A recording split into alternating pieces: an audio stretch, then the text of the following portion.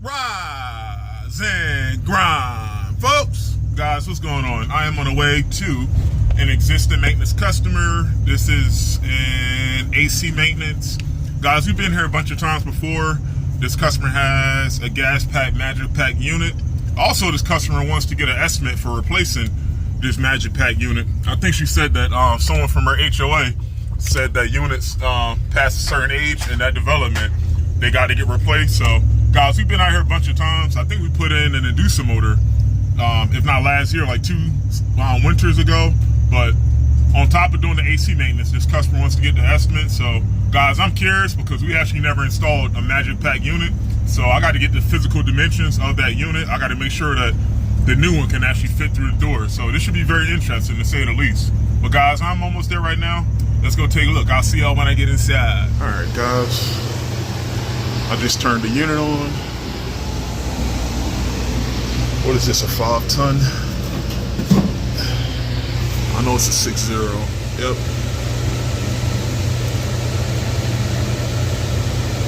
Actually, guys, I don't know if this is a 5-tonner or a 2.5 ton. I think 5 tons would be kind of excessive. This is a single floor, 2-bedroom condo. I think this might be a 3.0. This might be a 2.5 ton instead of a 5 ton. But what I'm gonna do is I'm gonna kill the power and I'm gonna check my filter. I gotta open up this AC cabinet and I wanna look at my drain line as well. All right, guys, let's get to it. I'll be back. We did a bunch of work here. As you can see, this is a newer cap. We did the contactor and also the inducer motor. What I want to do real quick is check our 35-5 cap. I don't know when the last time we put this cap in. I know it had to have been at least 3 or 4 years ago.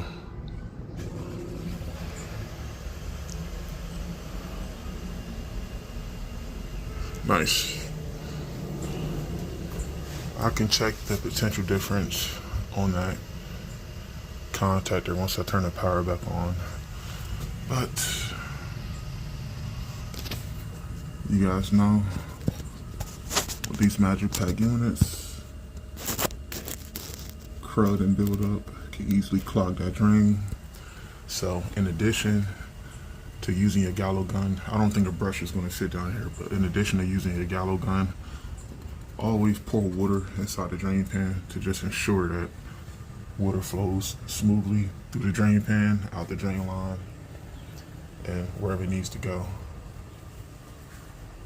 What I'm going to do, guys, is get I got my gallo gun card, so I'm going to have to go back to the truck. And as you see, there is a second cap on the blower, which has also been replaced. And knock on wood, this customer didn't have any issues with caps. Everything has been taken care of preventatively, which is great.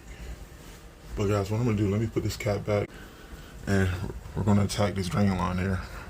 I'll be right back. All right, guys, this pan doesn't look the best, but it will still do its job. Also, my P-trap is clear. There wasn't any resistance on the trap.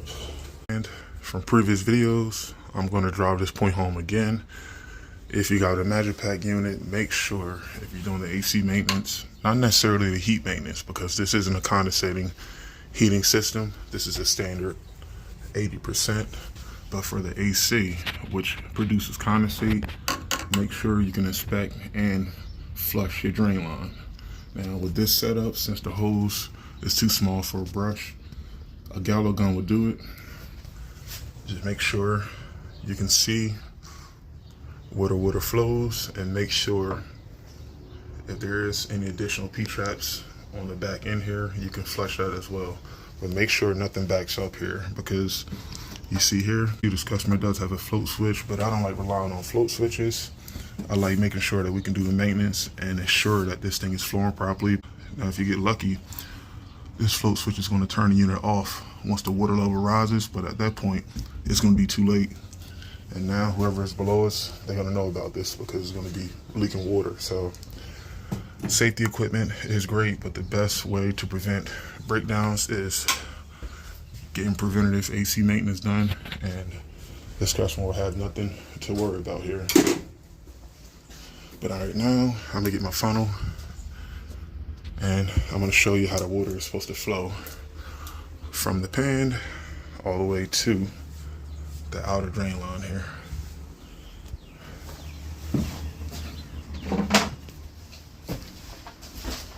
All right, guys, I'll be right back. All right, guys, try not to overflow my pan.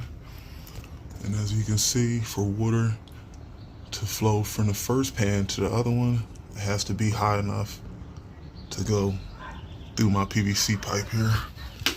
That is why I don't want to accidentally send too much water and overflow anything. But guys, this is what you want to see. Nice stream of water, nothing's gunky. This is what we want to see. This is what we want to see. I just want to get enough water in so I can see where all this goes out through the outlet pipe on the other side. You guys will see what I'm talking about in a second. Let me get enough water in here.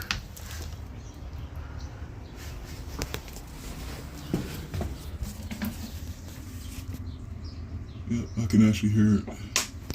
All right, we're cooking with hot grease, at least on our drain line. We're good to go. But all right, guys. I got my cat wire back in. All right, let me get some stuff moved out the way, and let's get our amp jar readings. I'll be right back. All right, guys. We got the unit turned back on. Our filter is still clean. Now, real quick, I got the unit on. Anytime you guys are servicing a unit that's currently operating, just be careful. Try to abstain from anything sharp or any wires. But I want to show you something here. This is a 30-day throwaway filter. As you can see, we replaced this filter almost 2 years ago.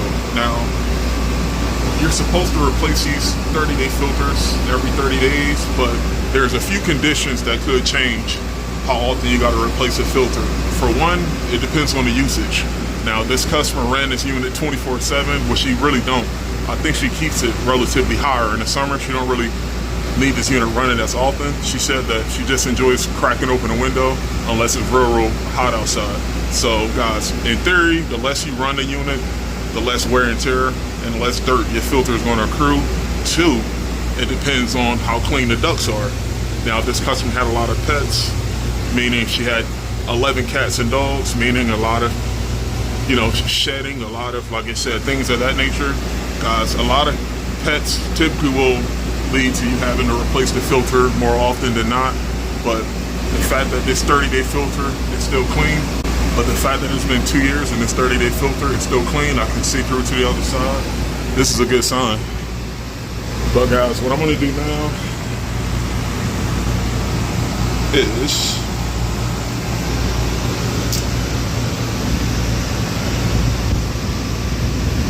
check the amps in my compressor.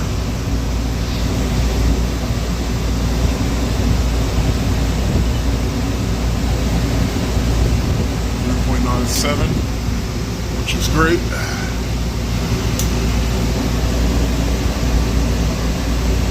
.60. I think today is a high of 80, but right now it's still in the morning time, so it's only about 60 degrees. So there is little to no humidity, which is to be expected. But however, we still want to get a general idea to make sure that we don't have any refrigerant issues. We don't have any potential electrical faults either with the current or with one of our components out here. But we know our caps are still within range. We know our drains are okay. We know the amp draw is cool. And guys, one thing I also did is I took the dimensions of this unit. I think this is a 28 width or 25 width. This is a 28 width. This unit is smaller physically than I thought it would be. The height of this is only 50 inches. Guys, I'm gonna get the model and serial number. I gotta call this into the supply house But guys, we never installed or had to replace any Magic Pack units, but we fixed a bunch of these. We fixed gas pack Magic units, and we also fixed electric or heat pump Magic Pack units. But one thing I looked online that said if you had to replace one of these, and for you guys to do, you can chime in if you had any helpful tips. But I looked online and it said when you're replacing this, meaning this is the old unit we're taking out, you could unscrew the bottom chassis, meaning the AC components here, the bottom cabinet here, you can unscrew it and the whole bottom end comes out. Now this will reduce the total weight of the unit a lot, which will allow us to remove this unit easier. But regardless, I'm gonna look into like a dolly, something that similar to a car jack, something you can pump up, because this is about 3 feet from the ground. If we take out the AC chassis or not, with the new system, I'm not sure if we're gonna have that luck as far as taking out the chassis to make the new system lighter. So with that being said, we have to expect the new system is gonna be a little heavier than what we're gonna take out. Because what we're taking out here, guys, you can take out the blow motor, take out the coil, you can take out a bunch of this to make it lighter when you're taking it out. But when you're putting the new system in, if you can get lucky and remove the chassis of the new AC to make the new system lighter, and then reassemble the chassis of the new system once you lift it up on the platform here, I mean, that will work. But I'm preparing for a worst case scenario. If everything in a new system, but we can't disassemble it, as long as we have a jack, this is enough space for us to swing the unit and do what we need to do. But first things first, I got to figure out who stocks this. I'm pretty sure Riley has these units in stock, but we usually go through Johnstone, but Johnstone said that they stopped making this style Magic Pack units. I think they have First Co. But First Co, those units go all the way through the wall. These old style Magic Pack units, they only go halfway through the wall. So in order for us to use what Johnstone has, they'll have to remodify the wall. And guys, this is HOA. 99.9% of HOAs or 100% of HOAs, they don't like you modifying anything. They want the new system to fit exactly like the old system. So for you guys to deal with HOAs, like if you're an HVAC contractor doing installs in HOA communities, always make sure that the system you're putting in is 100% the same as what you're taking out, because they can be a pain in the ass. They could cause issues for you and whoever lives at the property you're doing the job at. If the new system looks totally different, you know, that could be a violation and it could lead to, you know, potential legal issues. So guys, make sure you communicate with your HOA, make sure they know what you're putting in, and just make sure everybody's on the same page. That's the best bet when doing installs or also service work with HOAs. The more they know, the less they're gonna be on your ass about, you know, what you need to do or what you can do. So just keep everybody on the same page, communicate, and you can't go wrong. Everything's rocking and rolling here. I got to put the doors back on. You know, everything's rocking and rolling. We did most of the smaller repairs years prior, so there isn't much that can go wrong. I mean, knock on wood, our amps on the compressor is below threshold, which is great. But this customer got maintenance done way ahead of time, and she got the repairs made before these smaller repairs turned into a bigger issue, aka condenser fan motor, aka compressor. So we see worst case scenarios every day, but these easy calls like this, guys, take them while you can before you end up having to do a motor 5 o'clock on a Friday, guys. So with that being said, let's rock and roll here. I'm gonna put the doors on and I'm gonna get the information from the supply house, and I'll follow back up with this customer, and hopefully at some point this summer we can come back here to replace this thing. But until then, this customer's gonna have AC and we're rocking and rolling here, guys. But peace out. I'll see you guys on the next one. Peace.